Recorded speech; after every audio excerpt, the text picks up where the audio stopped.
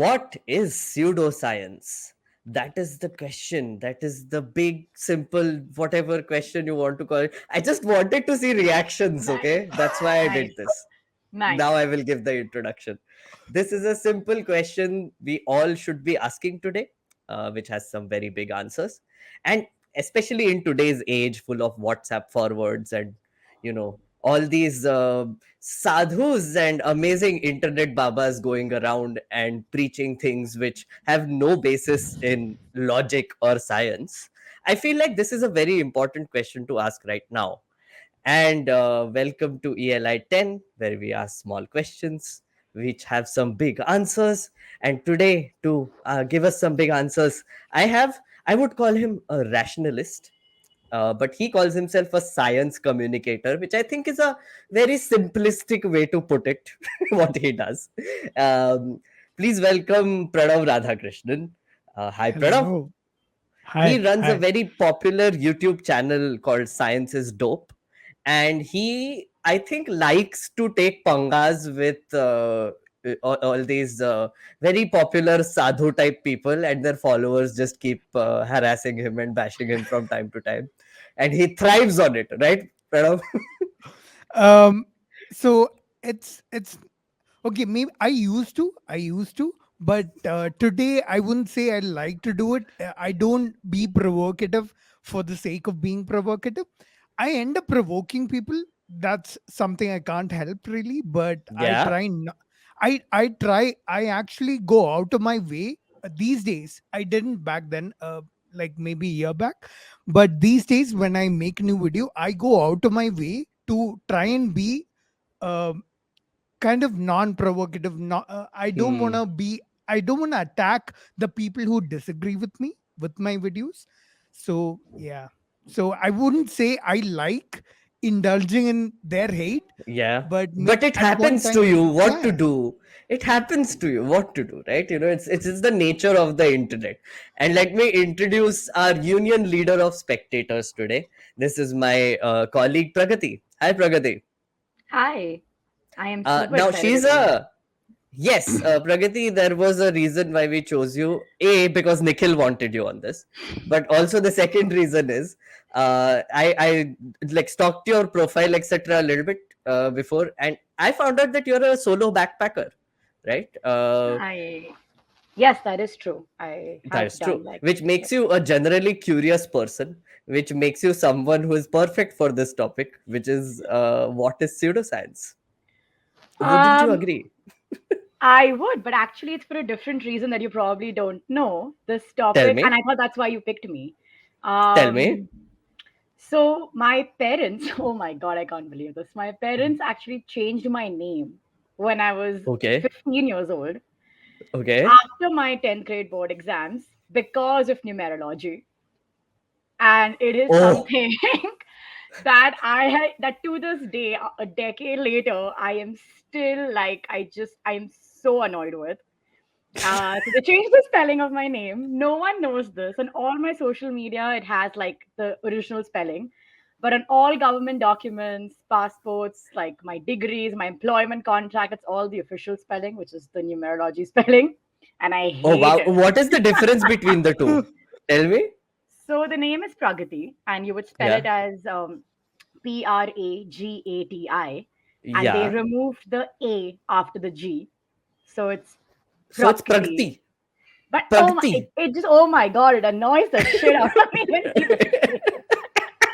So okay, now Yeah. that is officially the reason why you are here. Okay, Yeah, your parents. this is just like serendipity. That the fact that this happened, I really Yeah. thought you knew that, I did which is not, why but now you I know, which I'm taking complete credit for it now. That is how we go.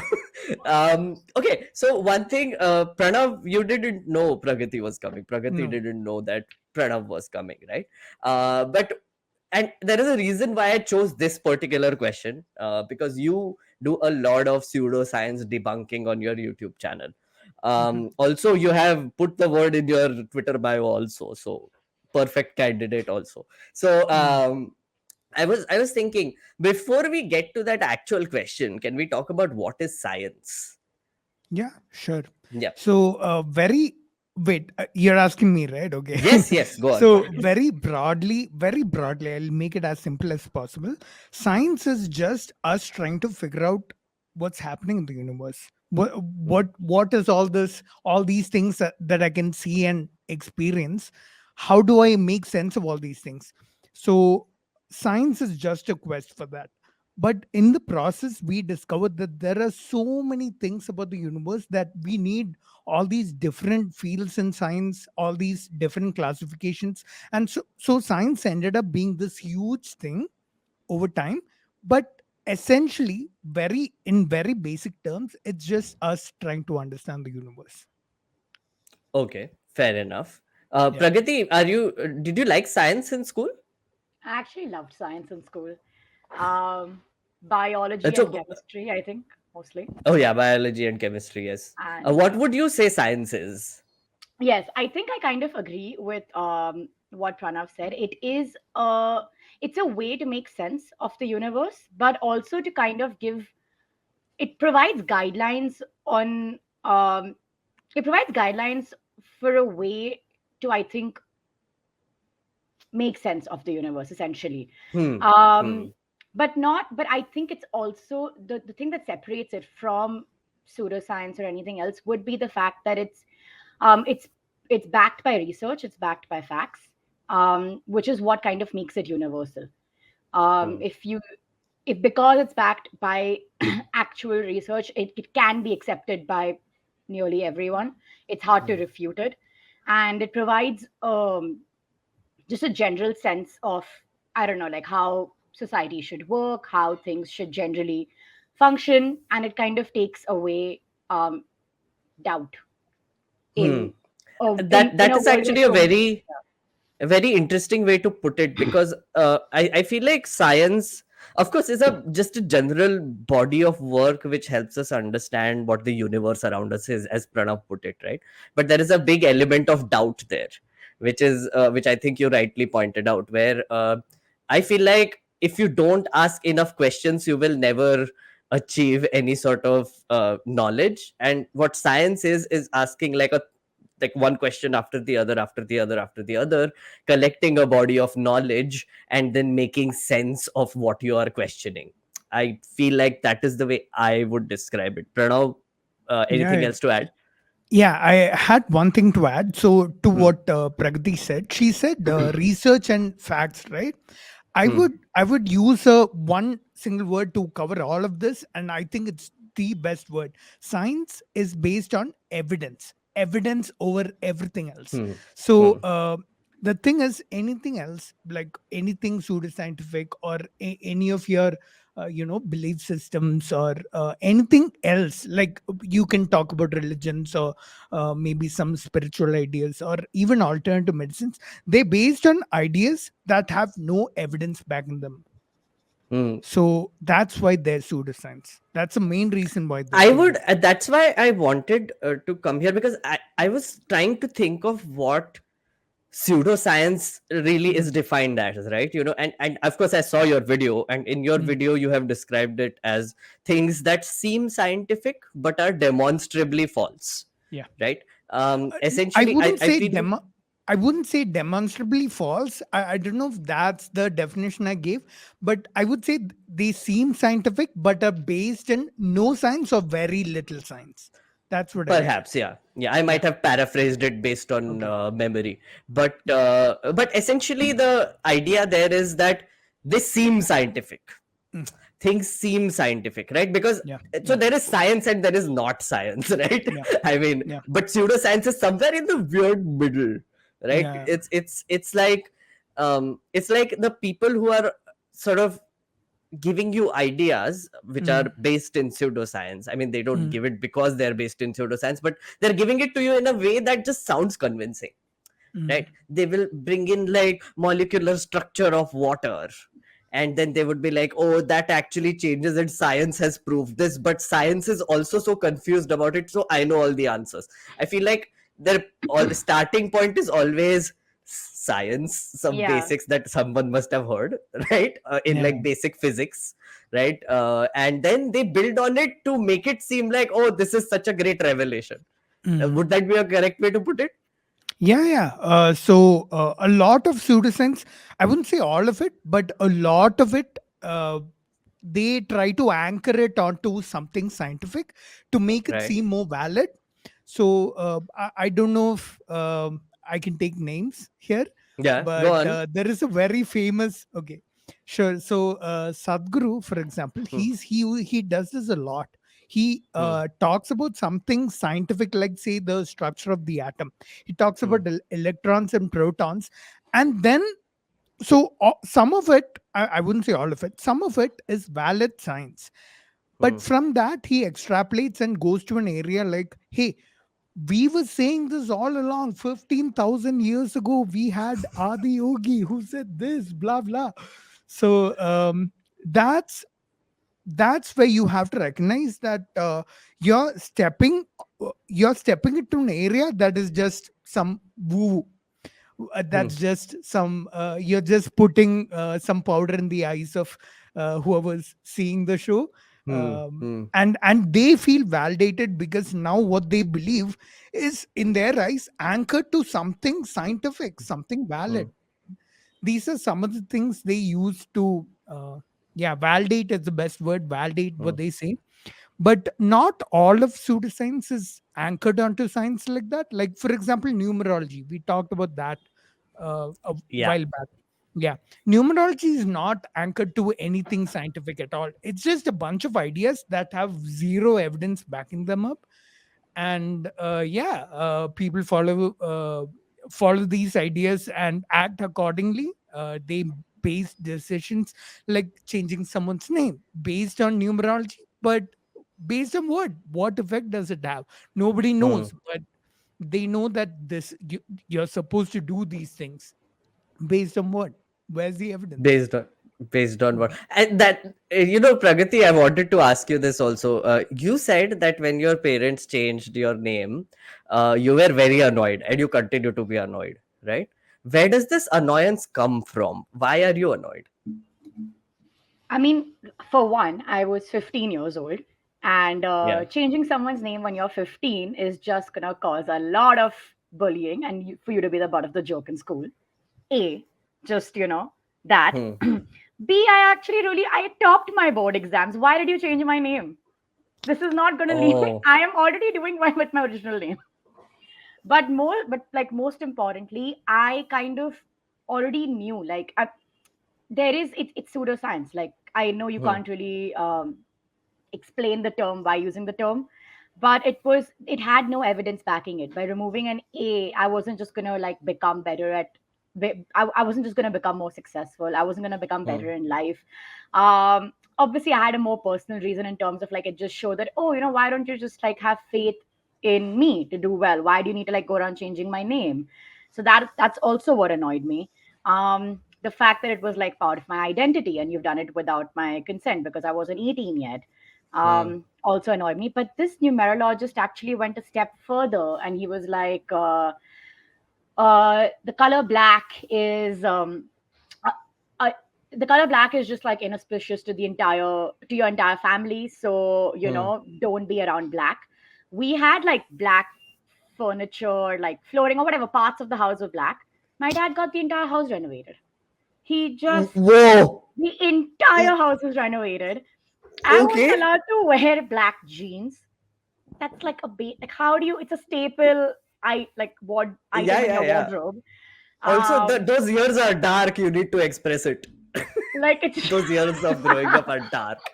It's like, how will I Did not you wear have black when I'm so 15? like some What is this? like a therapy session going on here.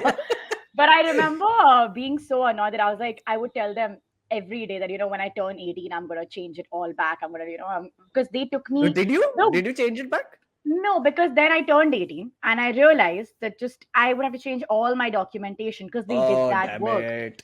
I stood in the lines for the Mm. Aadhaar card Hmm. change, passport, PAN card, driver's license, all my degrees, like, like undergrad, She, grad I school, can't all believe of she's that. like just she's just a victim of pseudoscience I'm here. just Like if so there was anyone, tired. it's like Just, a real world application. And I, Pranav, this is very interesting. But my dad also Mm. believes in palmistry, right? Mm. Another one of those fun little pseudosciency things, and I also read the books, and Mm. I used to believe them at some point. And it's really funny, but sometimes I end up looking at my hand, and I'm like, oh, mera fate line kaise chal raha hai aajkal?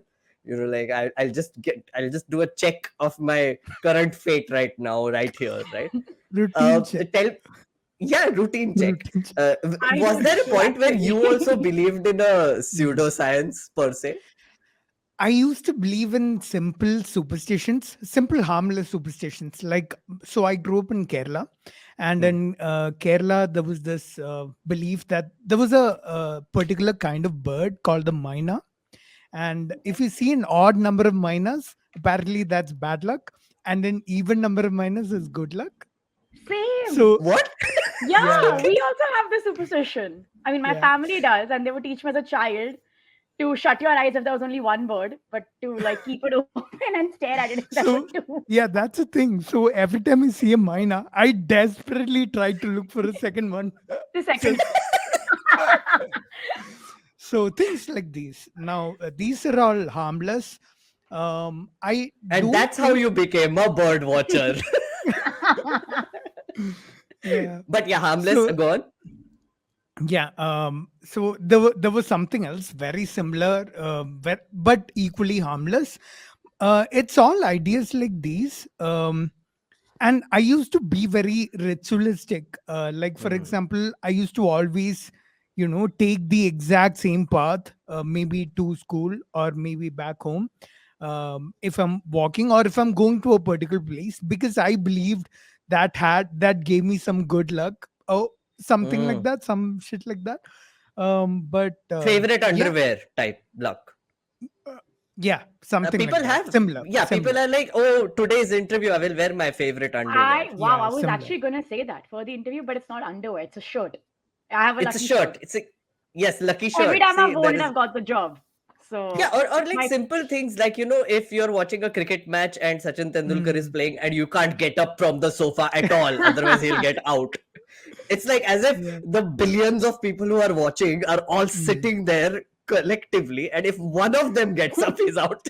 It's just gone. but I kind of I want to like pick up on what Pranav said with the word harmless, right? Like Mhm. these things, it's fine. Even I have like a couple of stuff like this. Like it's so stupid, but like the eyelash falling. If someone Mhm. points it out, Oh yeah, the I wish. will make a wish. Yes. It's so pointless. It's so harmless. But you know what? Mm. It's the like the 0.0001% of what if. Like it's not What Mm. harming if? anyone. Make a wish. Maybe it comes true. You don't know. I agree. Mm. Um, Even the knock on wood thing, right? Like yeah. when someone Mm. says, so like if someone says something good, then you knock on wood so that it actually comes true, and Yep. Mm. it's something like that. Uh, But Yeah. but Pranav, tell me, okay, some heavy question. One very heavy question. Now there are these harmless, quote unquote, ritualistic or Mm. superstitious things that we do, but there are Mhm. definitely harmful Yeah. superstitions that also exist, like homeopathy. yep. I would say it is a Yeah. pseudoscience. Mm. Wouldn't you say? For sure, without a question. There's Yeah. literally no Please evidence explain to in support. audience who love homeopathy how why it's a Okay. pseudoscience. So, homeopathy was created by this guy called Samuel Hahnemann, somewhere in the 1700s in Germany. And there are some principles based on no evidence. There are some principles he used to make his medicines, and those principles are still the same today. All Hmm. homeopathic medicine is based on that. Now, the principles basically say that you have to, let's say, one principle that it says is what causes the disease in a sick person. What causes the disease in a healthy person cures the disease from a sick person.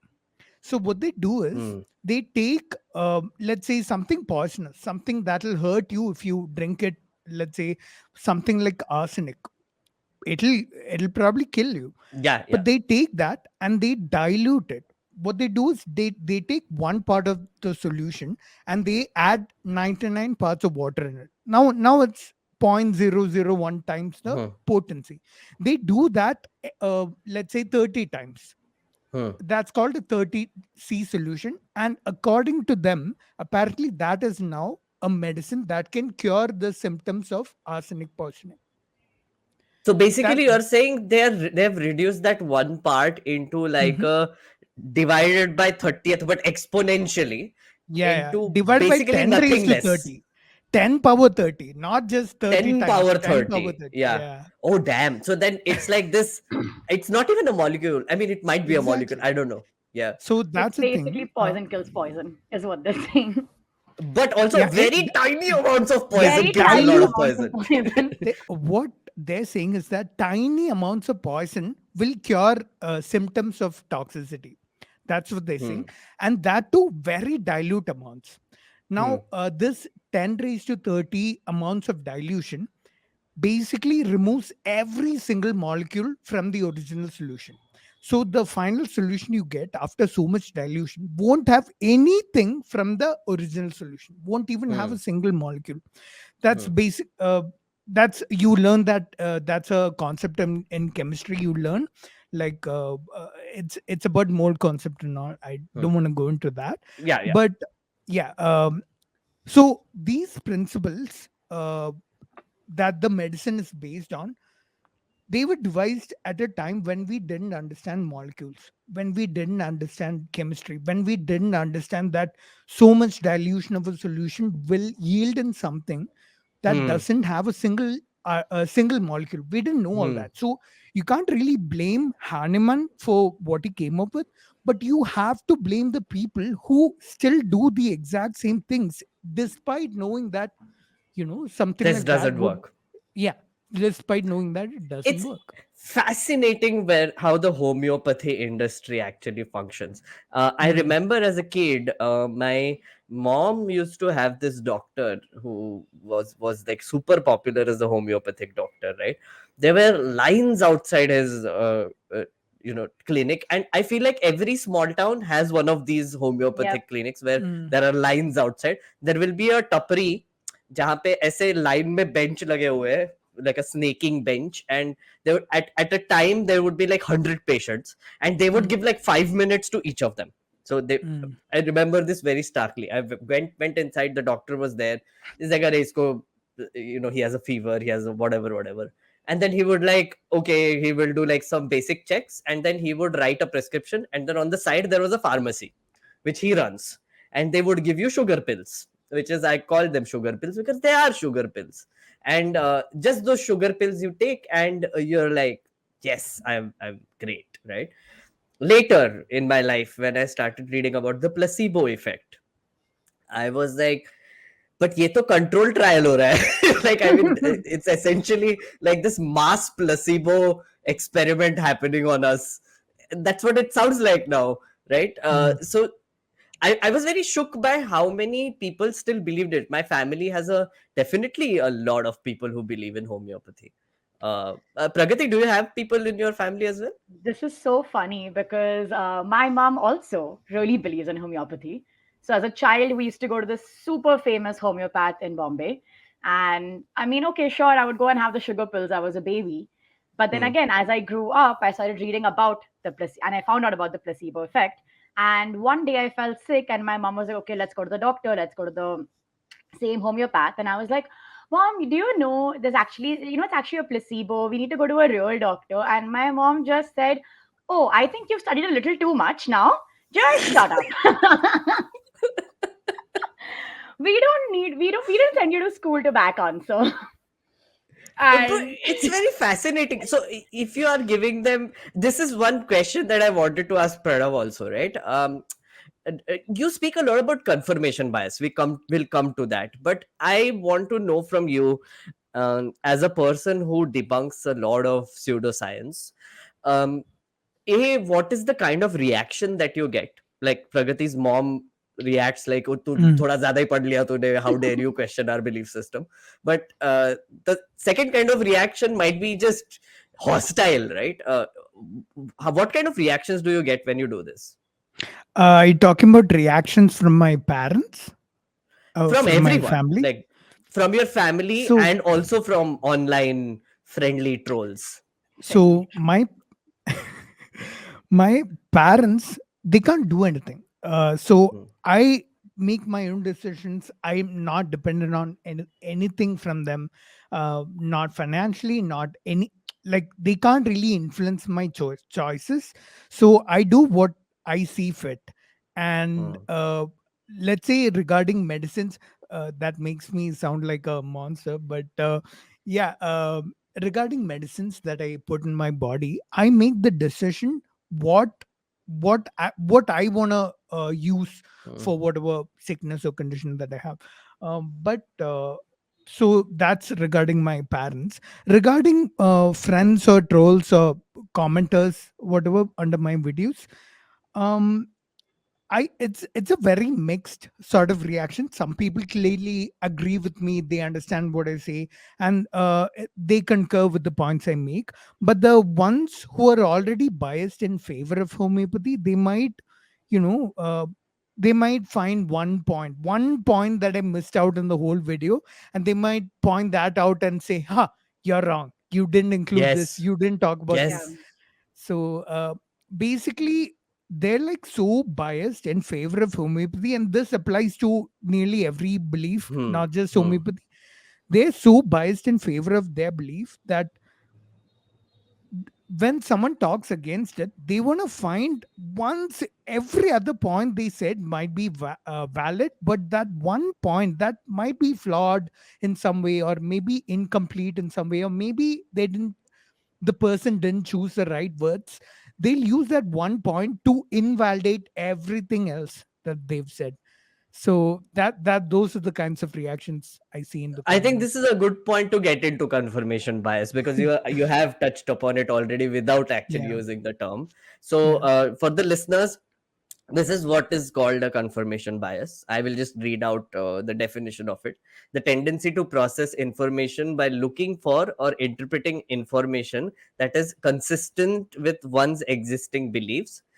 This biased approach to decision making is largely unintentional and often results in ignoring inconsistent information, which essentially means that if you have certain things that you already believe in, then it is very hard to convince you otherwise, right? I will come to how to do that, but I Mm, just wanted to ask you, um, this the internet is also making this happen more and more, isn't it? mm, Where yeah. not only is it countering your current beliefs, it's actually reinforcing the current beliefs that you hold. Mm.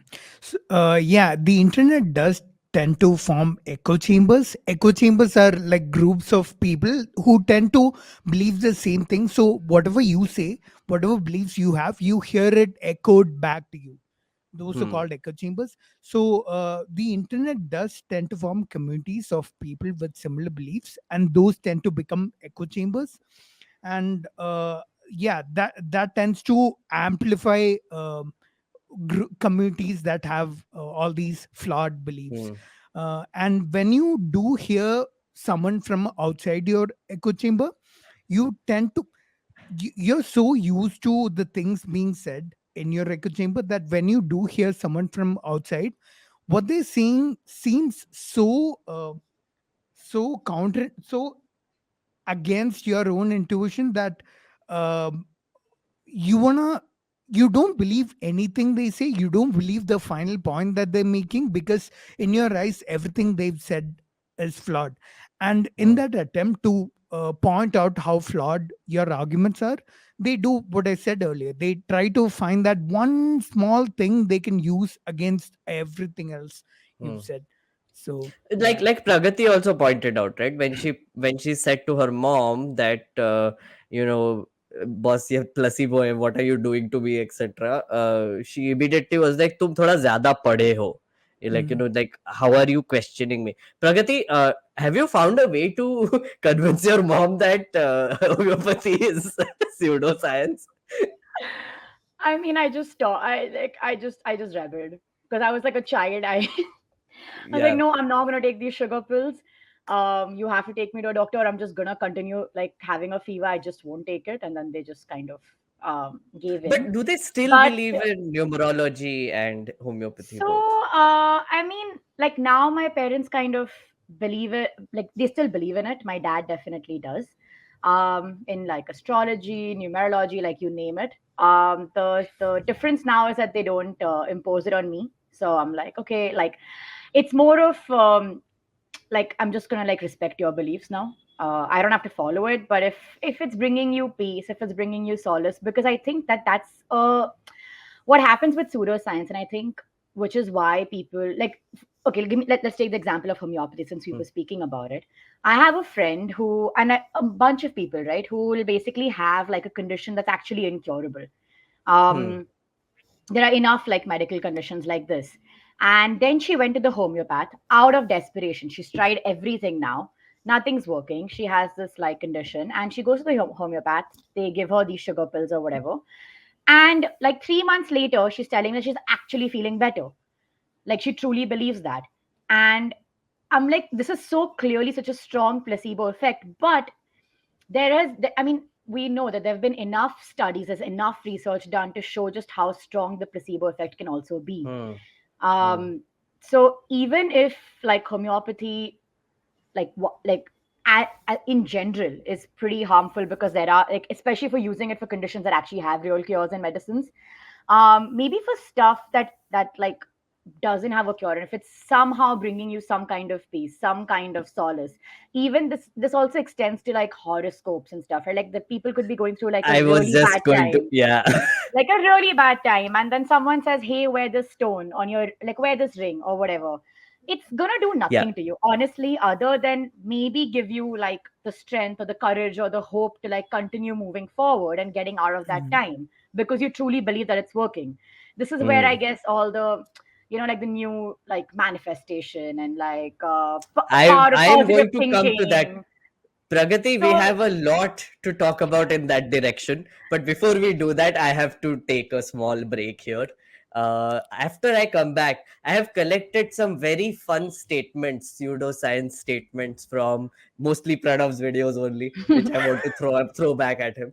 And also, I want to talk a little more about astrology and other things like horoscopes and wonderful things that happen in this world. See you after the break. Hello, everybody. It's been another great week on the IVM podcast. Before we get into the rest of promo, I just want to make a quick announcement. Our channel IVM Likes is now IVM Pop. We are going to be releasing a number of shows in this channel. Stay tuned for more. On What the Hell Navya, Navya is joined by her mom Shweta Nanda and her grandmother Jaya Bachchan as they discuss female friendships. They talk about how their girl best friends empower them and make each day better. On This Round is on Me, Gaudi is joined by Anand Goenka, Executive Director of the Indian Express Group. He talks about their massive shift from traditional print to digital media. On Pop Rap, formerly known as IVM Likes, Nehil, Antariksh and Pragati take us down memory lane by recollecting memories of some of their favorite live-action shows from their childhood. On Cock and Bull, Cyrus, Abbas and Sparsh talk about live streaming of the Supreme Court hearings, wrestler John Cena's world record, and the increased demands for electronic cars. And on Investverse, Anupam is joined by veteran adman Ambi Parmeshwaran. They talk about how to develop a relationship with money and chalk out a plan for your future. Once again, everybody, I'd like to remind you all to go check out our merch store on ivmpodcast.com. We have new stuff coming out all the time. Do follow us on social media. We're IVM Podcast on all platforms. And do remember, spread the word about the shows you're listening to. We would also appreciate if you could rate or review this show or any of the other shows that you're listening to, wherever you're listening to. And finally, we'd like to thank our sponsors this week, Volvo XC40 Recharge, Bumble, Heads Up for Tails, and HDFC Mutual Fund. Thank you so much for making this possible. Welcome back to Explain Like I'm 10, where we ask small questions which have some big answers. Today we have with us Pranav Radhakrishnan, who runs a very beautiful YouTube channel called Science is Dope. He has already Latado-fied homeopathy a little bit with the help of Pragati, who has Latado-fied numerology. So all numerology and homeopathy fans, if you are feeling offended by this, if you want to outrage very badly about this, please do that. But please also share the link to this podcast so that I get views based on that outrage. Thank you very much. We are going to Latadofy some more favorite topics that count as pseudoscience. And but before that, Pranav had a question for Pragati, which he was asking in the break. I was like, "What is this? Ask no, ask So, no more." Pragati, did you have to dye your hair a different color because of the numerologist? I actually did ask my parents this. I was like, hey, now should I just go blonde? Because, maybe I should just get a streak of pink, go to school this way. And they were just like, don't try to question You us. can't have anything black on you, so that makes sense. I mean, you should have come purple next day. I was Exactly. like, I actually nothing did get black. a, I actually did like get a streak of blue, and like my tips were blue, and they were just, No. yeah, And they that were like, faced out, like your parents outraged about that? of course they did. Of Oh, course they of course they did. did. But then now you had a counter And then they argument. took me to get a hair. So I Oh. had like super short hair without the black, without the blue tips. Right. And you also wanted to add to the confirmation bias thing, which again you told me over the break, but please go on. Yes, I actually wanted to say that since we were speaking about confirmation bias, I wanted to point out that it actually runs both ways also, because we, like in this podcast right now, we all believe that homeopathy is pseudoscience. Again, we can also be considered to be in an echo chamber. So there were like two things that I read. Amongst other things. But the first one was, so there's this guy called Ben Golke who wrote a book called Bad Science, where he's Hmm. essentially debunking all the science myths that have been going around. And the first chapter is actually on homeopathy. And it is such a beautifully researched, detailed chapter that I was like, okay, cool. Like homeopathy is absolute placebo. And I was like, okay, but then could this be confirmation bias? This is something I anyway believe. So I started looking into it a little bit more, and I came across, and I can't, like, for the life of me remember this research, but I came across this research where not homeopathy exactly, but it was researching the placebo effect. And Mm. essentially it took these group of people who had like the similar diagnosis, similar prognosis, right, of like very hard to cure diseases. Hmm. And they did this trial, and they were like, there are some patients who will still fare better than the others Mhm. with the Mhm. same medicine, same like level of disease. All of it is the same, except that one group actually is truly like they're praying to whatever god they believe in. They're doing whatever brings them solace. They're taking Hmm. like these homeopathy pills. They're doing all the things that we consider pseudoscience, and they will still have a better prognosis. They will still live a little longer than the group that didn't. They were just like, you know what, Mm. science doesn't have a cure. I'm gonna live for 2 years and then that's it. But the people who were like, Hmm. no, okay, science doesn't have a cure, but I'm gonna do whatever it is that I believe in. And and then there's a whole universe of things that you can do, right? Mm. Like, I'm gonna do Interesting. whatever it is, and they fared better. It's just But because yeah, the that's what I was actually going to come to as well. Hope, right? Because a lot of these things, right, which are we might say it's confirmation bias, and it is to a very large extent. But it is all about belief, right? Where people have faith in something, and Mm. I often find, and in the last two episodes actually of ELI10, one was about atheism, which is Wimo we did it with, and he also said that I asked him as well that religion, if nothing, you can prove everything about a particular religion is wrong, whatever, etc., but you cannot take away the fact that it gives faith to people, like it Mm. makes them Yep, believe in something, and it also gives hope to a large extent. yep. I think that is what Pragati was also saying, that if there is this control group which has been given unnatural hope, which there is no way they can be saved, there is no cure for this, but at the same time, if you have hope, there are proven studies which actually say that having a positive mindset, quote unquote, can actually make you a healthier person. So Pranav, Mm. what would you have to say about that? So, regarding the specific research you mentioned, I want to take a look at that because that sounds Hmm. really interesting. Uh, it is a well known fact that your mental state, how you feel, and what kind of, even that affects what kind of hormones and chemical changes happen within your body. That may give you a favorable outcome.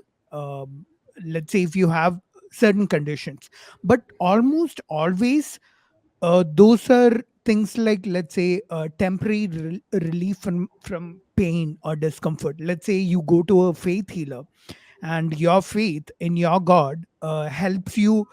Let's say in that moment, maybe the faith healer does something to you, and maybe in that moment your pain in your knee is gone, your back pain is gone. but that's almost always, the placebo effect is almost always temporary. You cannot have the placebo effect cure something that is critical. You cannot Hmm. go home, you cannot have something like cancer and expect the placebo effect to cure or to help Hmm. you in any way. Whatever the, from what I've seen, and I've looked at it a lot, the placebo effect usually comes into play with pain and discomfort. They Hmm. usually help you a lot with that, but those things are mostly your mind. Let's say the perception of pain is something in your mind. It's not really a physical thing that can be seen or measured, right? There's no way you can measure how much pain a person is feeling. There's no test for that. That's something you perceive in your mind. So what you go through, let's say, if if what your faith helps you in that temporary, let's say, temporary period of time to help you relieve pain, yeah, that's going to be helpful for sure. If that's harmless, for sure, go ahead and believe that. But let's say at the same time, let's say we give this a pass because of that. But at the same time, let's say someone in your family, a loved one, is going through a critical health crisis at the moment, and you rely on your faith to, you pray to your god or whatever to uh, you know uh, for them to come back to you the same way, and they end up passing away, let's say.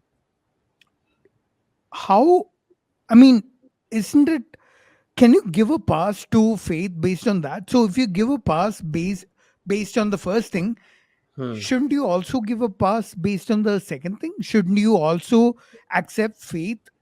So the thing about faith is that you can argue in favor of it with points like these, but faith is not, faith is not just faith that, is right? faith is very ill defined also, right? I mean, like, what is the Yeah. level of faith you need to have? So there Yeah. is Mm, no particular evidence to back what faith is, right? It's mm, just a feeling, and mm, feelings are very hard to measure, right? One mm, interesting thing I was reading about was, for example, there is no way to describe the color red, right? mm, There is no way to say what is red. You can't describe it. You can just point at things and say that is red, then the next thing you see red is red, right? But at the mm, same time, Pragati might be seeing a different color and mm. saying that is red.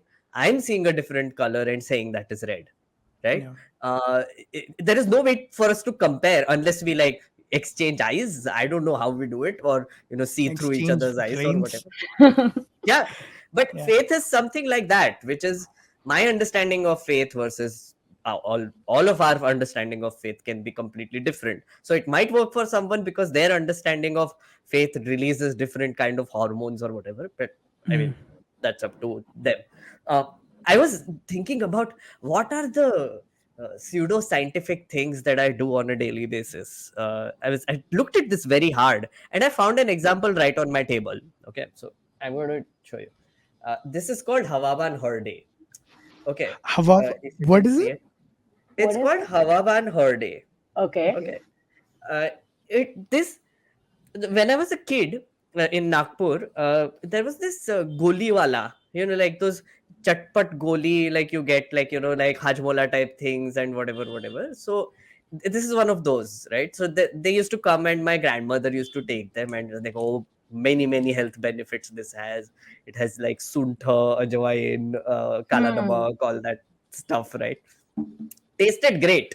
I mean, I really liked it, right? So I got obsessed with it, right? And there was no way to tell whether this is actually benefiting me or not, right?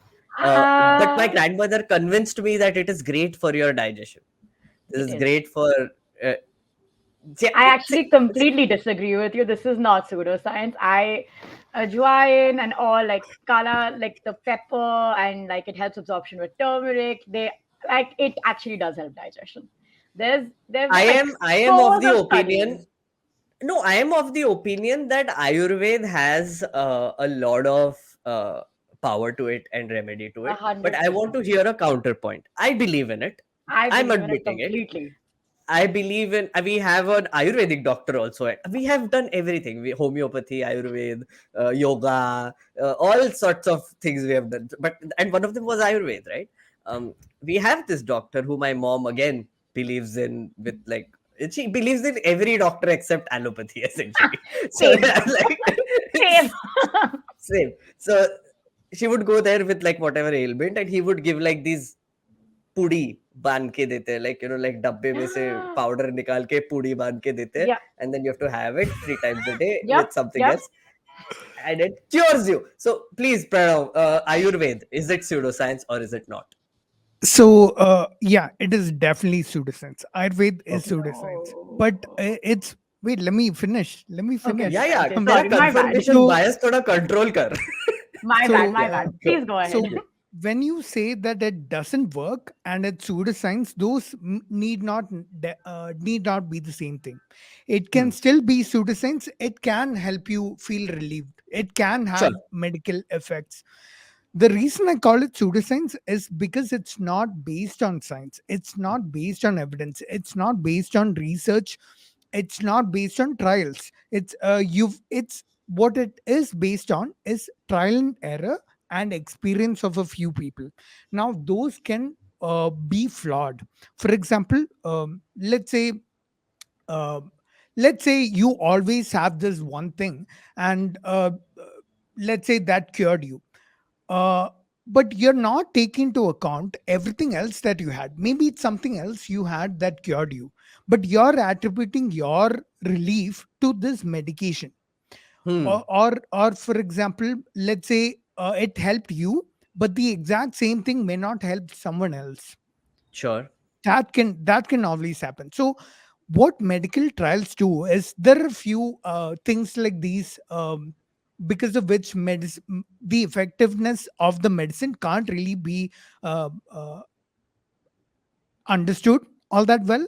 So what medical trials do is they use very large samples of all different kinds of people, to account for the fact that they may eat other things.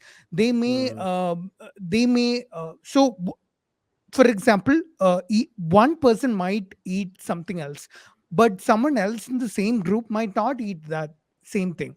They Sure. two Like so people. essentially it can be like for example the person A who is taking Ayurveda also eats from a vegetable market that has healthier vegetables. Person B who takes Ayurveda might be eating from a thelawala who uses a lot of uh, pesticides etc and is not that healthy as compared mm, to that. So in that case the vegetables are responsible for the health of the person, not the exactly. Ayurveda. Essentially, is that what you're saying? Yeah, that's what I'm saying. Basically, the large sample size helps balance out Sure. effects like from something else that might influence the end result. But one So, counter argument to that, Pranav, if I may, again, not a really a counter argument, but more like a rationalization that is used to sort of say that Ayurveda is successful, is that this is a study that has been passed on from our ancestors, generations and generations and generations, and if they used it and if they succeeded with it, it is clearly going to succeed now as well, right? Essentially saying that it is हमारे पुरखों ने बोला था and our mm, पुरखों whatever our ancestors. elders were correct and Mm, therefore we should also follow it and pass it on to the next generation as well. mm. So what is your I Uh, think you're. take on it? Can I Wait, just Pragati finish also wants this to say one something. point? Yeah, yeah, okay. I'll Let him just go ahead. forget it. Yeah. So I think you're giving it way too much credit when you call it a study passed down to us over generations. Fair enough, Huh? fair enough. It's an understanding. It's something that has been used traditionally. Sure, and I'm not saying that what is being used traditionally has no medical effect. What I am saying is that this medical effect is not thoroughly understood. Maybe there are 10 ingredients that goes into an Ayurvedic medicine. Maybe only one of them is actually effective for this condition. Maybe there is some medicinal effect, but it's from this one ingredient and not the other nine. These Hmm. things you can only determine through proper research and study. There's something called For sure. reverse pharmacology. So I'm not saying that Ayurveda doesn't work. I'm saying it's not based in science. I would call it a pseudoscience, which which makes it unreliable. You might find Hmm. one Ayurvedic medicine that does work for whatever condition you have, but there are way too many others that are outright harmful. There's one doctor on Twitter called the Liver Doc who regularly sees patients. So the thing about the liver is that's where all the toxins that you taken are being processed, say Hmm. alcohol or some poison or something. So Ayurveda has a lot of heavy metals, and those go in the liver. They cause diseases like cirrhosis or all kinds of Is this the hepatitis and Herbalife everything. thing also? Yeah, yeah. Same Yeah, doctor. He Herbalife. has a study on. Yeah, So yeah. he sees a lot of patients who take traditional medicines and end up with liver disease, liver Hmm. injury, and go to him. And he is so fed up with traditional medicine that he actively speaks out against us on social media. Hmm. So yeah, that's what I'm saying. That's the reason I'm calling it pseudoscience and harmful. I'm not saying it doesn't work. Those are completely Yeah, different things, but I'm saying it's pseudoscience and that it's and harmful. most Yeah. definitely harmful. Yeah, Pragati, you were saying yeah. something. Yeah, I actually would like to counter that. Hmm. You said that I agree with a lot of things in terms of that there can be difference in quality of ingredients that you use, all of that. However, there are actually studies that are being done for ingredients that can help medical conditions. One example is, for example, cinnamon. They did a. It's supposed to lower. It's supposed to lower blood sugar levels. So they did a study with diabetic patients, and it was found. I can't remember the exact number. I think it was 10 milligrams of cinnamon a day will help lower your blood sugar levels throughout. Of course, you can't just keep having cinnamon and having like a crazy diet, not exercising, all of that. It's not like cinnamon is some magic cure. You obviously need to follow a healthy diet, exercise, sleep on time, all of the stuff that we already know. But cinnamon was found to reduce blood sugar levels. Hmm. There's an entire study done about that. The new thing, I mean, I'm sure you must have even seen this in the West now, right? Like this is stuff that, like Meghnad said, this is stuff that's been passed down to us that the West is kind of adopting now with like turmeric lattes or whatever. It's haldi, and we use it everywhere. Now it's called, I think it's called curcumin, whatever, like this new Yeah. fancy word I mean, I know for. what you mean. Chai tea Yeah, type कुछ तो भी हो गया yeah. उसका. हाँ. So हाँ. they It's did a curcumin, I think. Yeah. curcumin, yeah. Go So ahead. they did a study for that also. Turmeric is meant to reduce inflammation in your body. That was Mm, tested by blood reports. They did the CSR test, the ERP test, which is the marker for inflammation. It was reduced in that group in that study, and now we know that turmeric is used to like reduce inflammation. If you add pepper with turmeric, it helps absorb the turmeric better. Hmm. Similar with iron. Iron is absorbed better when you add vitamin C to it. So there are enough studies that are done to show that, hey, changing your entire diet, and that is what I talk about when I say Ayurveda. I don't mean like this random doctor, right? Like that are just like पुड़िया actually लगा like, के दे रहे yeah, types. हाँ. pudiya laga ke hacks. Like those are just hacks. I mean, they're just like whatever. They're just there, like in the thela, they'll like sit there, whatever they'll do it. But actual Ayurveda, when you, however, like the way I would define it would be like um, healing through food or healing through nutrition, which is really what it uses. It doesn't actually use Interesting. pudiya. It uses natural ingredients. Natural ingredients being turmeric, cinnamon, Garlic, like garlic, or I don't ginger, actually know. Yeah, ginger, for example. Ginger is also काढ़ा, known. काढ़ा, Kada. काढ़ा. Yeah. Again, like I don't know if there's a study done for kada, but we know, but there is enough studies done for ginger to know that it helps with digestion. mm, Which is why like your nani or whatever used to like add little ginger on the side with your food and give it to you.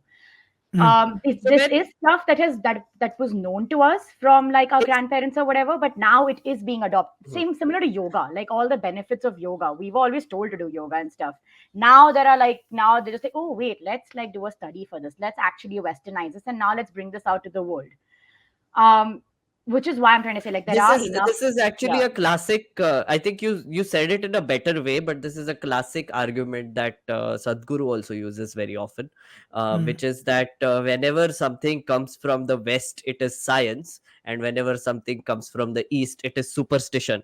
Exactly. That is one of his favorite lines, because he wants to essentially also have this victimhood complex in a way, I would say, where Mm. he wants to show that, oh, hamare to sab mazak udate hai types, But I understand where you're coming from, though, Pragati. I genuinely do believe that there are certain natural ingredients around us which can be used to have certain cures over time, right? Over time, That is that is actually important. very Over important. time, You need to have right? that cinnamon regularly over time, the Yeah. turmeric regular. But It's not a, allopathy yeah, is way more effective because it is based on studies, science, a lot of Evidence. experimentation goes into this, uh, and it is more targeted, right? Just simply a that. hundred Um, percent. Like, Pranav, you want to add to what she Yeah, said? yeah.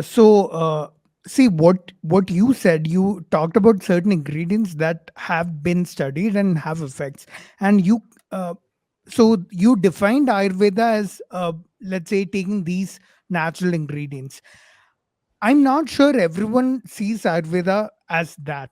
I true, Hmm. don't think so. true, Ayurveda itself is a very ill-defined, umbrella term true. that comprises, all these shady doctors that give you Hmm. these podia Hmm. in covers, and to all these ingredients and stuff. I'm not saying that in See, I'm not even saying that the podia have no medical effect. They might, Hmm. but unless you actually do research and study it, how can you say that this actually will help you and it's not harmful? How can you trust something given to you in a plastic, shady looking plastic packet, that doesn't tell you what ingredients you're going to put in your body? How can you trust it? My point is just that, see, you need to have a well defined starting point. You need to do research to figure out what is actually effective. Is anything effective, or is something harmful? These things are rarely ever done in Ayurveda, let alone any alternative medicine. Hmm. Most of Ayurveda today doesn't qualify as medicine, so they don't have to go through a lot of these stringent criteria for safety testing and all that, and instead they're available in the market as diet supplements. So people just, Yes.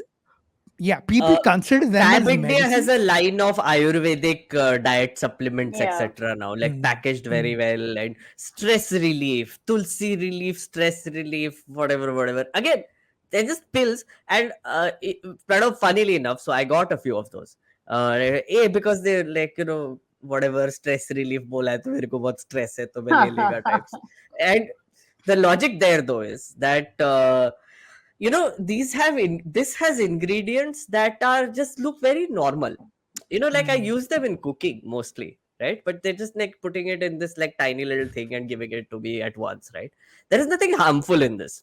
If I have too much of it, if I like gulp it down, then it might harm me.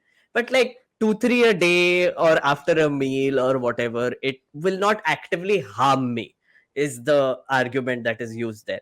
Same Mm. with those chota chota, like the dabbas which are like stress relief, all those Ayurvedic solutions.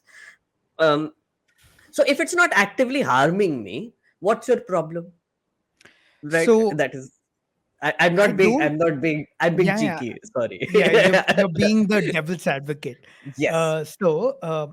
We are not good enough judges to judge what is actually harming you and what is not. People who actually, so maybe they're mostly harmless. Whatever you're having is probably harmless. It doesn't harm you, but you can't decide that none of the ingredients do harm you. You cannot be a good judge of what is harmful and what is not. uh, People think this along these exact same lines, and they might extend the same logic to a lot of Ayurvedic medicines, and they end up having that something that is actually harmful, and they end Oh, up in now a, that I think of it, if you extend this logic to just sugar, yeah. as an ingredient, right? Like where you sugar is not harming me, sugar is not harming me, sugar is not harming me. But if you have too much sugar, it is harming you. Yeah, Something like that. I think yeah. a good bridge between the two would be, like you said, Ayurveda is not a very well defined term. But for this, I agree with you. We're not good enough judges to realize what is Hmm. actually harming us or what isn't. But then I think the solution to that would be to just not buy the packaged soft plus pepper plus whatever and just actually have the soft by itself. Something that's out, like have the haldi by itself that's out. You know haldi is good. You know cinnamon is good based on the studies that have been done. Like eating healthy fats are good. You like a lot of that will help stabilize your blood sugar levels. A lot of that, like enough. I feel like I can give an example, but it might become too long, so I don't know. Go on, go Um, on. so there's this so I'm actually speaking from experience from my friends and me also. There's this condition that's called PCOD, right, with Hmm. women. And there's or even like adenomyosis, there's no cure for adenomyosis. The only cure is like a hysterectomy, which is like basically like the removal of uterus. So Removing. that's really no Yeah, cure. yeah. So the only way, there are two ways to manage your symptoms. One is the allopathy way, which is you take the birth control pills. It will manage your hormones, and like you're basically on it. It'll manage the pain. But that's a solution. That's a lifelong thing. Like the second you get Hmm. off it, it'll come back. The second Mm. thing is to actually change the way you completely eat and exercise. Hmm. Um, and enough, I can't even like how much research has been done about this, because essentially adenomyosis or PCOD are hormonal issues. There's an Hmm. imbalance in the way your body creates these hormones. Sex hormones, for example, have are made of fats. Like they have like that phospholipid layer. If you start having more healthy fat, if you include more healthy fats in your diet, like nuts, or if you include omega 3 in your diet, it'll help form these hormones, but it'll help Hmm. regulate them. It'll help regulate your sugar levels. It'll help regulate your glucose levels. That you won't keep having these spikes. It'll manage your weight. Another side effect of having these issues. Um, Another way to do it is to like use like different kinds of seeds. Um, there are seeds that mimic estrogen, which are called phytoestrogens. Hmm. Enough, like, so these are all scientific things. These are all studies that have been done to do this. Ayurveda is what I would call this Ayurveda. I'm not taking. I Interesting, didn't but go to a. that sounds a lot of like, I don't know the exact word. Pranav, you can help me. Diet control. There is a It's not diet term control. for It's this. literally like you're healing a condition through. You are like healing through natural ways, which is what Like Ayurveda is supposed to be. this is what dietitians do, right? I mean, like essentially Dietitians what give you're you a diet describing. plan and tell you to lose weight, and they tell you to eat salad, and it's ridiculous. Okay. It But depends on what kind of dietitian, right? There Yeah. are dietitians that specialize for certain diseases, right? Hmm. So I think you can get a dietitian who knows what to eat for conditions like PCOD, right? what would you like if you went to this Ayurvedic doctor at the Tapri or at the Thela or whatever, Hmm. and you asked him, how would you define Ayurveda? What are you doing over here? He would say, I would assume he would say that I'm curing people through natural ingredients. I'm Hmm. curing people through whatever exists around us. Isn't this also that? Am No, I but not also that's what Pranav was essentially saying, right? You know that it might be doing that, but just because correct? there is, he was saying there is no body of evidence to prove A that it hundred, is. You have to take his word for it, which is no, not no, a a right hundred way to percent. judge a like Which a is what I'm medicine. saying. So you wouldn't, which is what I'm saying. So because he said that I wouldn't know if I would call the PCOD diet or whatever Ayurveda, I'm trying to say that if you went to the Ayurvedic doctor, he would say, I'm curing people through natural ingredients. The Hmm. same way this nutritionist or whatever would also say that, hey, I'm Nutritionist. nutritionist would say that I'm curing people through food, through natural But ingredients. there That is would also evidence be to back Ayurveda. that, right? That's what you That is what I started with, consider right? Ayurveda, though. And Fair the enough. way to Fair say that, enough. and this actually started with saying that what is actually, how do you know if it's I harming like you or not? I like this. I like this because, as Pranav also said, umbrella. The Ayurveda is Yeah. already an umbrella term, so you define it this way, which I think is the correct way to do it. I think it's great. You're like reclaiming the word somehow. So I want to. Yeah. yeah, Just go ahead. uh, yeah, just that. So I think we need to. So if we're gonna talk about a particular thing and why that's ineffective or it's a pseudoscience, I think we need to start from the same definitions. So I think that's where we have a, you know, Hmm. we don't have the same crowd in this argument. So yeah, Because there is no definition per se, yeah. right? Different people have different understandings of these things. uh, The same thing I with want spirituality or things like I wanted to get to spirituality. horoscopes actually before we Okay, went to, yeah, sure. because I wanted to just sort of, I was thinking about it. Funny story. Mm, I used to believe like a lot in these astrology things that come in Really? newspapers, right? As a kid, Okay. everyone in my household was like, Hmm. oh, what is Sagittarius, what is happening today in Sagittarius, three Hmm. lines, what is happening in Hmm. Scorpio, which I am, three lines. And I yeah. used to read these three lines, and that there would be Mm, intense discussion also, right? Because my mom, my all these other people were like, oh, mera aaj ye aaya, mera wo aaya. That was what happened over chai growing up, right? Now, as I grew up, right, and I actually, so there was a point in my life when I was in Sikkim and I was running a newspaper. So I was basically deciding what goes in, what goes out, and I had to make a page too with the horoscope in it, right? Now, I was like, initially, I was paying someone to do this. There's a known horoscope person in Sikkim who I was paying. They gave me like these daily things.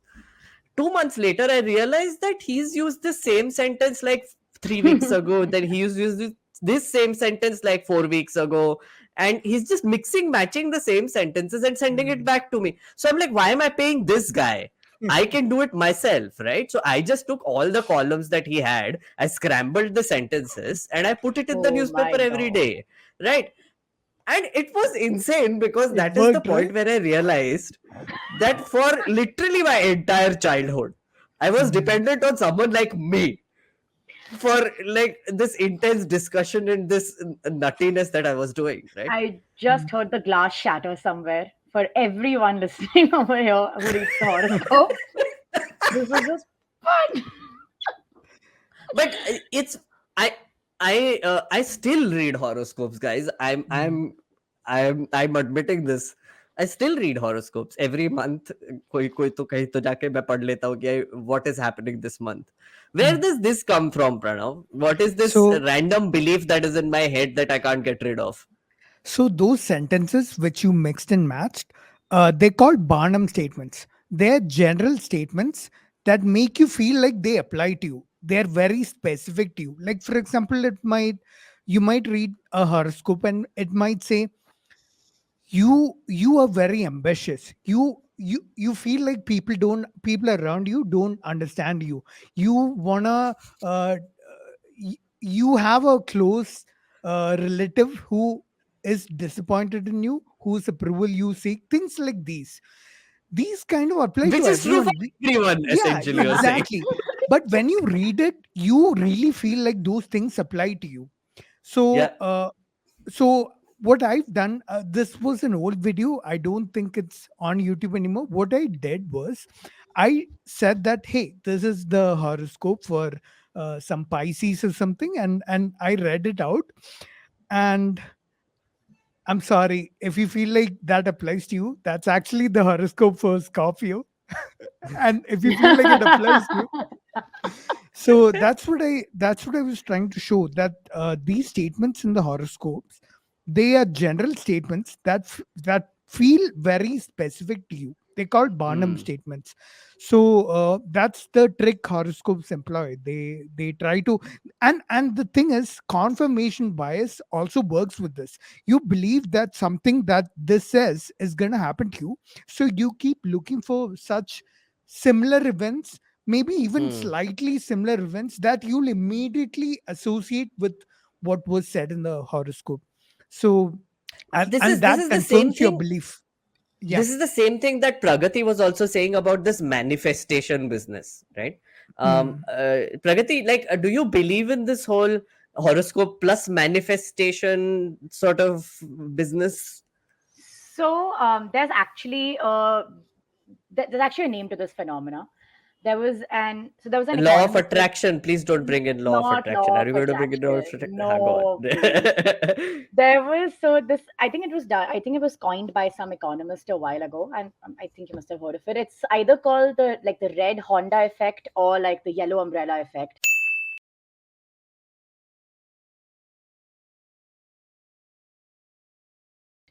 So one of the two names. Basically, it Both says are very yeah, like but it's nice. similar. Like I because it's Yeah, like the origins are kind of yeah. like people don't really know where it originates I'll from. just interrupt you, guys. So this entire podcast always gets fact checked by our very diligent Geeta. She is our Nice. researcher and fact checker. So anything, any statement that any of us are making, if you want a fact check on it, go to our YouTube channel. You will see pictures coming on top, right on our faces, saying, Nice, "बस ये nice. गलत है, ये तूने जो बोला है वो बकवास कर रहे हो." तो तेरा जो इफेक्ट है, that will come on right now. Okay, go 100% on. red Honda Yeah, effect exists. yeah. It's true. Okay, go on. But Geeta, still check it. Yeah. So basically, it says that when you buy a red Honda, all of a sudden you'll see red Hondas everywhere, and you'll be like, "Oh, this is my car. This is my car." Mm. Similar to that is Ah, yeah. So similar to that is when you're looking for a yellow umbrella in the rain, you will suddenly start seeing yellow umbrellas. This is not to say that there were lesser yellow umbrellas before. It's just that you have started paying more attention to makes something that sense. you are thinking about anyway. So you're paying attention to that. So which is who when so reason why people say that, oh, this horoscope I read it in this newspaper and it completely is true, it completely works for me, is because there'll be some statement like, this week you'll find a money making opportunity, and like you'll become super rich, or you'll find a way to like fix some conflict in your life or whatever. What starts happening is that you start actually looking for these opportunities, and they just Hmm.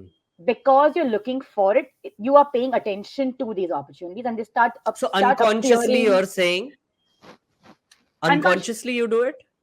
It's more of the thing is that it like similar to like this yellow umbrella red Hondas, right? They're always there. It's only because that now you pay attention to it, do you see it? But there are so many other things also going on around you that it's easy to miss unless you're actually looking for it, which is Got it. why when you read something like, hey, there's you're going to find an opportunity in your best, like you're going to find a money making opportunity with your business partner or whatever, you start thinking about like, okay, wait, what can we do? It's similar to that. It's kind of, which is also how law of attraction, manifestation, positive thinking, these are all words that are coined from this effect where right at the start when I was saying that some pseudoscience is anchored in science, it's similar to that. Hmm. It's similar to the fact that your brain starts picking out things that you're already thinking about, which is why This is people are like fascinating. oh, think about what you want, don't think negative, because that is what you'll attract, because that is what you start seeing.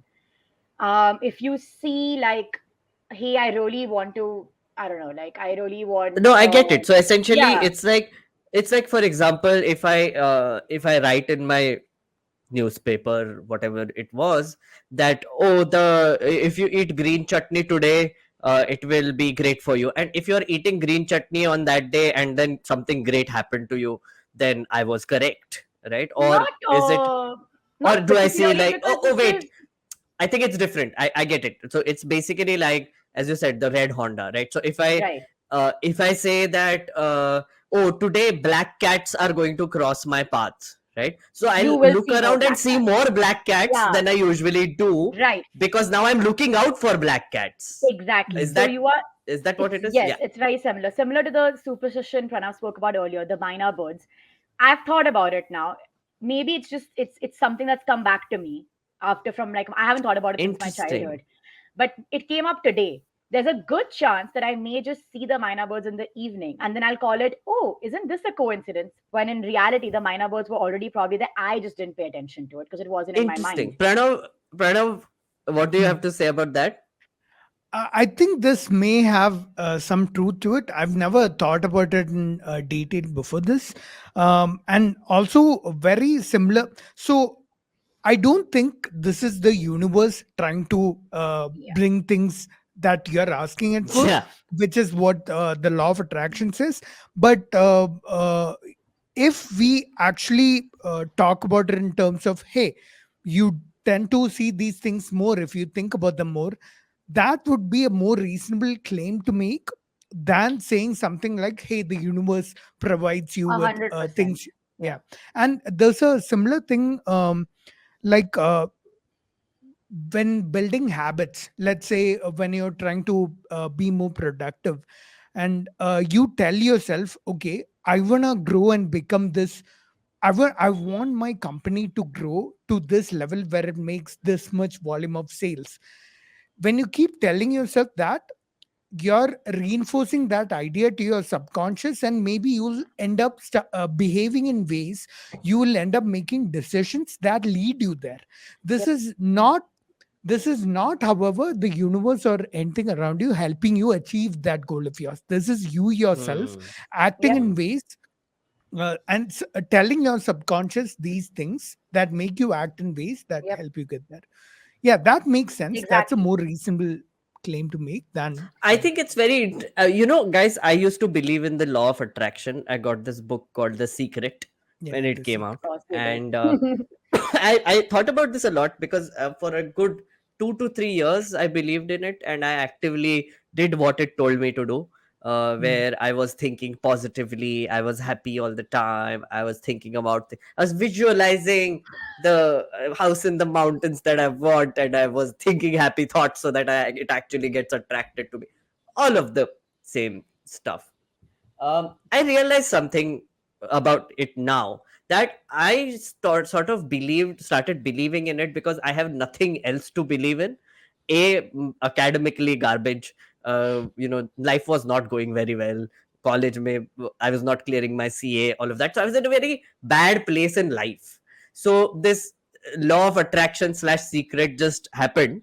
Like it just happened to come into my consciousness, etc., and it just took over this entire sort of desperation that I had, or like just the anxieties that I had, and it ended up helping me, right? To end this podcast, I wanted to ask Pranav and Pragati both.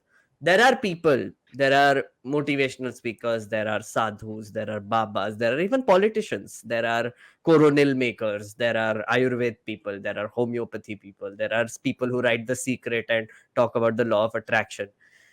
At the end of the day, they are just sort of giving hope to people who require hope. Is there anything wrong about that? So let it go.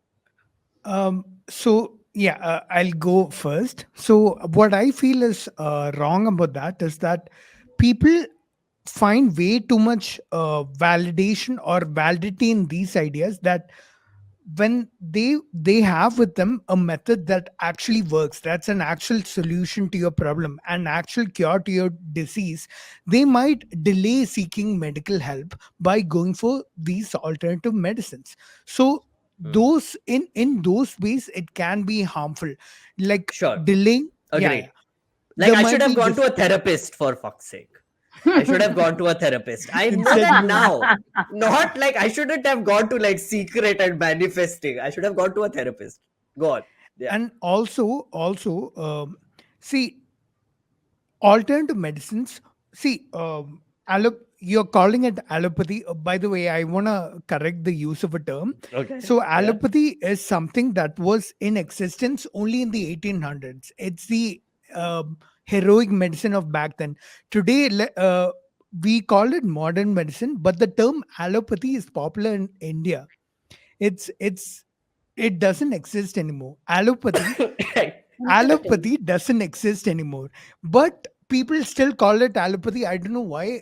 Maybe it's because there used to be this huge battle of the words between allopathy and homeopathy back then, but there's no allopathy today. What is the Anyway, term for it now then? Like I'm just modern wondering. medicine, It's just modern modern medicine. medicine, Modern medicine. scientific Okay. medicine, whatever. Scientific. So we were talking about the harm that comes from ideas Mhm. like these.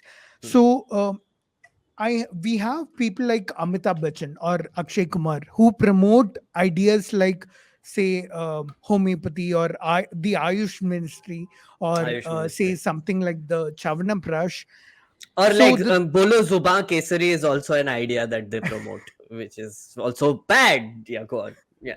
so the thing is that these people don't practice what they preach. If they get an Hmm. actual critical illness, they're rich enough to be able to afford, let's say, some actual beneficial evidence based treatment, but it's the poor people who listen to them who will end up believing that, hey, there's validity in these ideas. Makes sense. Hmm. And when I have a critical illness, hey, I can't afford something that actually works, so I'll go for this thing that someone I look up to says works.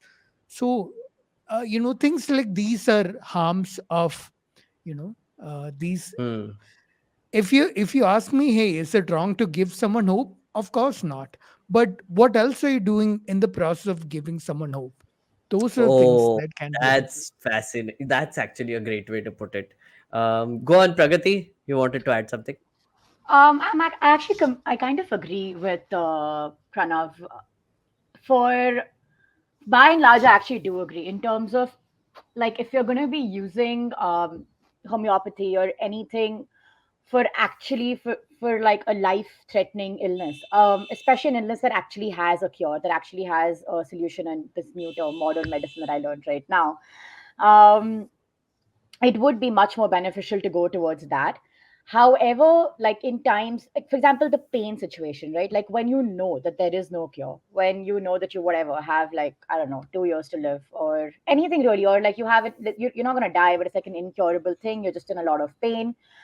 I don't see any harm in turning towards homeopathy or numerology Hmm. or whatever it is that you really believe in, because we know just how powerful the mind can be in terms of if it can psychosomatic illnesses, right? Like they're perceived, they start in the mind, and if it can actually make you believe that, listen, this is real pain, even if it doesn't exist, but to you it's absolutely real.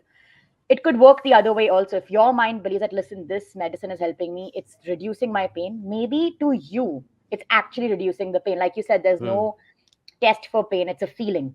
So if you are feeling better, um, I actually don't see any issue with. But of course, like to go to homeopathy because you have like typhoid or something or malaria, that's kind of like it's just doing a Stupid. lot of harm.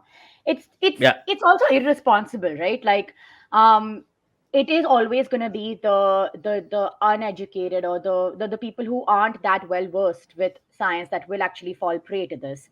So It's it, it's very fascinating because we did a story in News Laundry when Coronil was launched, right? Coronil yeah, was everywhere on every news channel, and it was being promoted as this surefire cure of right, coronavirus. And this was before the vaccines actually came out, right? Which right, modern medicine gave us. Thank you, Pranav. Um, so it was like their entire testing that they did on the testing, quote unquote, that they did on Coronel was rigged, right? They had like conditions created which actually prove beforehand that Coronel is effective. uh, you can check out the story, we'll give a link, etc. But there were, as you said, there were a giant chunk of people who ended up believing it, right? One of our ministers promoted something called bhabiji papad as a cure, which was just a papad which had a bhabiji written on it, which apparently said cures corona. Again, ANI type people covered it, right? The news media also covered it without questioning it, I must add. So it's not Mm. like Baba Ramdev is coming on a channel and he's talking about how coronal cures, corona, and the news anchor is like, but no, but wait, how can you say that, that it cures it? What was your methodology? What was the sample size you used? Where was it done? What area did you do it in? What was the severity of the corona patients, etc., etc., right? Nobody questioned that, right? uh, and that, I think, is also super harmful, and that I would also count as pseudoscience. Yeah. you know, corona is actually a great example because this is one area where you could kind of like diss on modern medicine over here. I'm not talking about the vaccines, of course, that modern medicine gave us that. But when corona had just come in, right, and we didn't have any research or whatever, or even after a couple months when research started coming out, I got COVID twice. I know enough people, my family got it, my friends got it, enough people have got COVID at different times in the 2 years that it has been here for. It's still here actually. But anyway, so I know that I was given ivermectin as a medicine for corona. I was also given an antibiotic, and I was given the usual dolo and stuff. 2 weeks later, my friend also got corona, and ivermectin by then was banned as Yeah, use. It was banned. The treatment or the medicine the medicine that were being prescribed, modern medicine that was being prescribed, changed by the zip code, not even the city. Like if I went to a doctor in Lokhandwala and my friend went to a doctor in Bandra, the prescriptions were completely different. Mm. Ivermectin first was said it's actually it's an antifungal or something. I think it's used for like lice or whatever. But that was being remember there was the whole malaria thing that this medicine that actually cures malaria can also be used for yeah, yeah. COVID. They had the whole export ban from India, stuff There like that. was So even this that was a other thing. there's this other thing that Trump was also promoting. Hydroxychloroquine, I That's think. the malaria Yeah, medicine. That's the hydroxychloroquine. one. Yeah, yeah, So yeah. they wanted to import that from Mm. India because we had it, but then we did a ban because we actually have, like in the monsoons, we have malaria cases go up or whatever. But my point being that over here, every 2 months, a new like medicine was being given or prescribed for corona. None of it, they had like some scientific study done. The next 2 months, it was debunked. And Mm. now today, I think we know. I mean, I recently got COVID like a month ago or something, and this time I didn't take anything. I just took Dolo because that Hmm. is really all it you just have to write it out. I have no idea why my doctor was giving me an antibiotic when it's a virus, like completely pointless. But at this Hmm. point I know enough doctors that were doing it. um at this point I just took Dolo, I just took like vitamin C, whatever, multivitamins to like get some energy up. But the last time around when I got it the first time, I didn't have any information. I was taking whatever my doctor was But giving me. that's also the that's actually a good point, Pranav, that even modern medicine doesn't have all the Yeah, answers. doesn't have all Yeah, the answers, and it doesn't even with claim So, so also. scientific backing. Yeah. so the thing about about what you just said, I don't think it was a problem of science. It was a problem of bad, let's say, bad communication. Let's say the same ideas not being the not being consistent across all the medical establishments, Hmm. across all the doctors everywhere. And the fact that we didn't have enough information at that point to have a proper solution to the problem at hand, which was COVID. So we were desperately trying to see what actually helped patients, and I think there were studies that showed, effectiveness of HCQ or ivermectin, or whatever. And I think in our desperation and in that process of trying to figure out what actually works, I think logistically maybe there were some flaws. Maybe we weren't prescribed proper protocols of what we should be doing.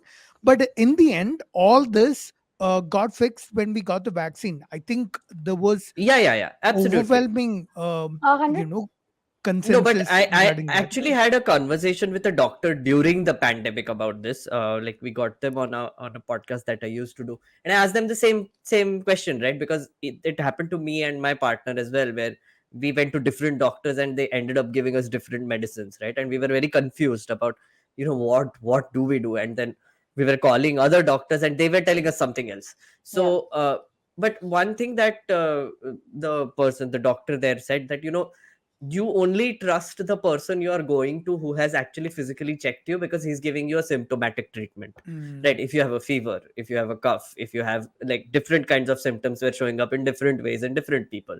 So according to that, ideally the doctor should be giving you that symptomatic right, treatment rather than treatment for the entire disease, which right, nobody has, right? right, What vaccines were the treatment for the entire disease, right, the virus itself. But what these doctors were trying to do in their own small ways was that whenever a patient came in with a certain kind of symptom, they would prescribe that certain kind of medicine, right. right? Mm. And that is what was happening during corona, and I think it was a decent way to approach this because everybody was desperate for answers, and doctors were the only ones who we thought would have answers.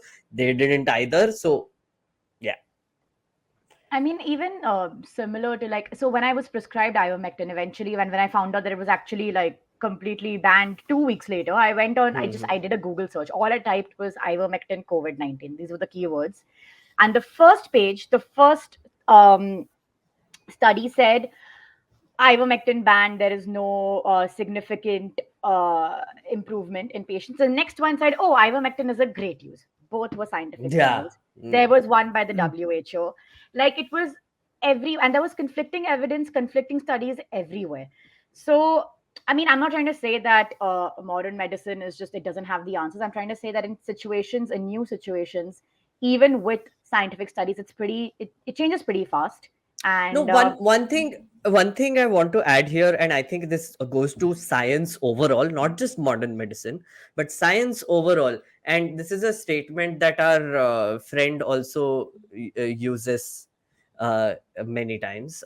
He says, as science explores more and more, it is getting more confounded and confused. Therefore, all of the yogis were so sure of themselves that they had the answers, but science is so confused, guys, that they have no answers because they keep getting confused, like this with what you're describing. But I the don't want point to is, say that I completely no, like no, no, believe that no, no. blanket I know statement. what, This I was know like where one you're coming example. from. Yeah. Yes, yes, I know where you're coming from. I was not saying you said, but this is actually an argument used against Mm. science sometimes, that Mm. uh, That it confusing changes a signals lot. are, it It changes a lot. changes a lot. But Mm. yeah, it is supposed to though, right, Pranav? It is supposed to So, change a lot. so I'll reply to both of you. I have a reply Yeah. to Pragati also first. So, regarding what you said, see, we were at a point when the ivermectin, all that shit happened.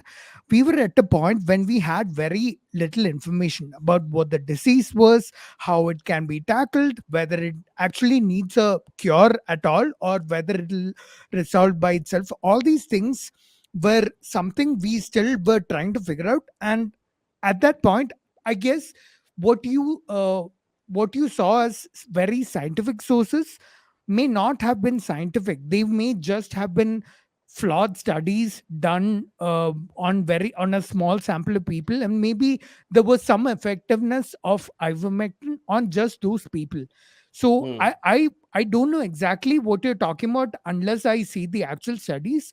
Hmm. But there were a lot of studies which talked about something is effective or something is not effective, but they were all flawed. And I think there were proper rebuttals against all of them in proper journals and everything. And maybe as common people we don't get a holistic view of all these Hmm. things. And from what little we do see, we do come to the conclusion that, hey, science is confused, science doesn't know, it says one thing here, it says something else. I don't think that's a very holistic conclusion. That's something we concluded based on what little we saw. If we get a more holistic picture, I don't think we would come to that conclusion. Hmm. Hmm. That's one thing. And regarding what Meghnad said, so see, science. What my response to when I hear someone say, "Hey, science changes. How can you trust Hmm. something that changes?" Is science doesn't change; it improves. It doesn't change negatively. It never changes negatively. It only ever improves. We build upon evidence. We find new evidence and build upon what we knew previously. The things we knew previously don't suddenly become false. Whatever new Interesting. Yeah, that's an whatever interesting new evidence statement. we are getting, we have to reconcile that with everything else we know. Hmm. Maybe what we our understanding based on what we knew in the past may have been wrong based on just that. This new piece of evidence has to add to our understanding. It never Hmm. never subtracts. So I think, If I but have to people. put it in, if I have to put it in a ELI10 way, it's not like you're building a giant structure building, right? And you're putting one brick after the other brick after the other brick. That is science. But what it is being portrayed as is that you are confused about which color of brick to use at any given point of time, right? Which is, Yeah. doesn't matter. Like, you put a red brick, you purple brick, a green brick.